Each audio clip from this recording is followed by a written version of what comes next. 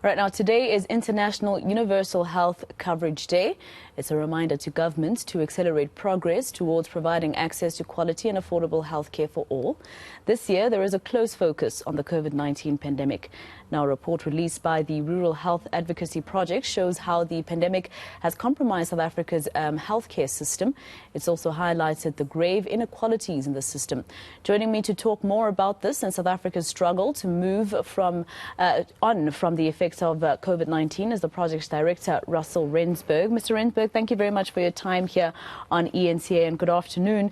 Just firstly, it is quite obvious that COVID-19 was something that exacerbated the issues that South Africa already had. Absolutely. I think COVID met us at a time when we were economically weak, that we suffered from years of underinvestment in our health system. And just by the nature of our population, they say health follows the social behavior. So invariably what happens is that poorer people, despite needing health, don't always access health. So the arrival of COVID was a massive, massive risk to our health system. And in some ways, some of the measures that were taken were necessary. But I think the unintended consequences are the kind of things that we need to deal with now as we move from the peaks of the COVID pandemic to a more sustained response and re-energize our journey to universal health coverage. Now, in terms of universal health coverage, it looks great on paper, the NHI for our country. But how close are we to actually realizing that possibility? If we had problems before COVID, COVID exacerbated the issue. We haven't filled posts at public hospitals, so nurses are under immense pressure. How close are we to even realizing this? Surprisingly, up until 2017, we actually did quite well on a number of different indicators. Health systems are very complex, adaptive organizations, and some people call it non-linear, which means you can't always match the inputs that you put in with the population health outcomes that you want to achieve. So what the Health System Trust has done is they've developed what they call a UHC index. And the index is made up of all the priority health interventions that would sort of guarantee universal health coverage for everyone who needs it. And they looked at basically three different categories. So the first is maternal and child health. The second is infectious diseases. And then the third is non-communicable diseases. The fourth is service capacity, which means just the spread of healthcare facilities and workers. But on maternal and child health, we've done very well. Maternal mortality has really dropped significantly over the last 20 years from over 200 people per 100,000 live births to just over 130 odd, which is close to the target but needs continued investment. We've got wider coverage of childhood immunizations with almost 90% coverage before the pandemic. Added to that, we've seen a sharp drop in under 5 mortality with children who are born who survive beyond their 5th birthday. We've done well on infectious diseases before the pandemic, where over 5 million people are currently on life-saving ARVs. And today we celebrate TAC's 24th birthday, and they were part of what contributed to us achieving that success. We've seen sharp declines in TB deaths, but then the pandemic came, and a lot of that gains are now at risk. So universal health coverage is achievable.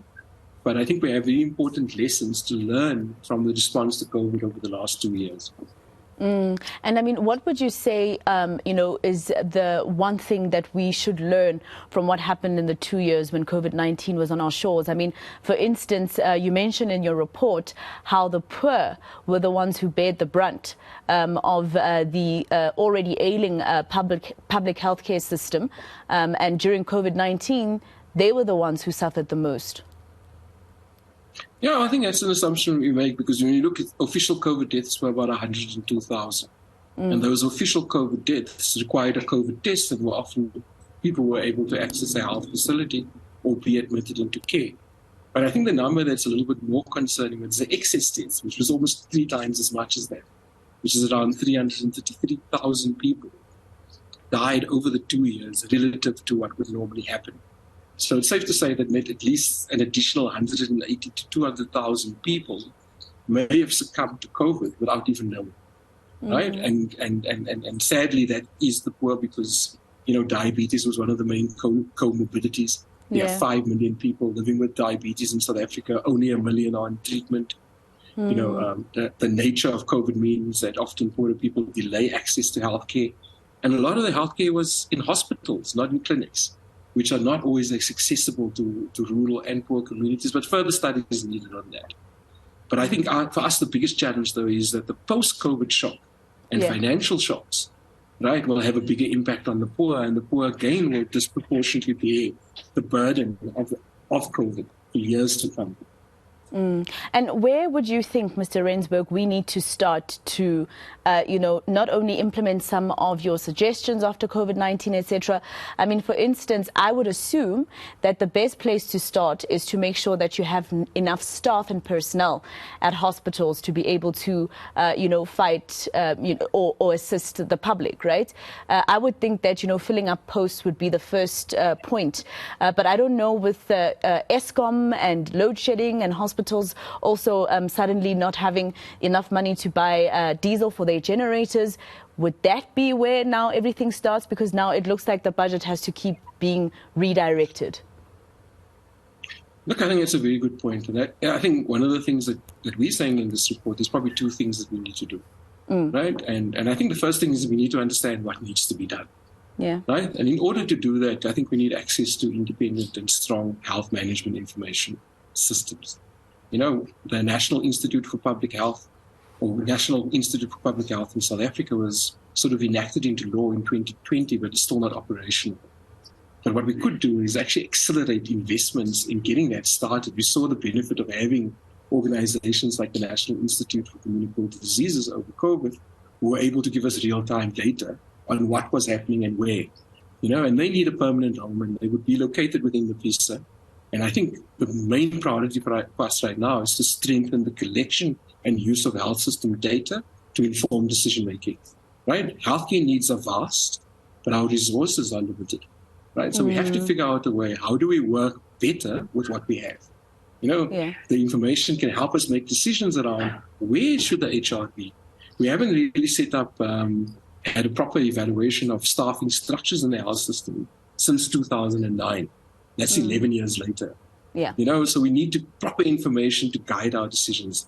That's the first thing. Let's find a way that we can create an independent body that can be responsible for the collection and analysis of all health system data that can be fed through to the governors, be they at provincial or national level, and for there to be transparent decision-making around how do we use this data to inform decision-making. The second component, and it's something that I think a lot of other people are saying, is that we need to strengthen health system governance. Now, we know a lot of the responses to the NHI bill dealt with only one component of governance, which was the role of the minister in the appointment of the board and the CEO. But for us, governance extends much wider. In fact, the National Health Act actually allows for participatory governance across all levels of the healthcare system, from the clinic to the hospital, to the district, to the province. Unfortunately, at the national level, there's no room for users or civil society to participate. Just strengthening those structures doesn't require a lot of money. Yeah. It does allow us an opportunity to start rebuilding trust with the communities that we serve, looking at the composition of those boards to make sure that there are feedback loops between the health facilities and the people that they serve, and then let us collectively work together to building the health system we want. All right. And reorientating it towards the needs of the broader population. Mr. van Rensburg, thank you very much for your time here on eNCA. That was Russel Rensburg, Director at the Rural Health Advocacy Project.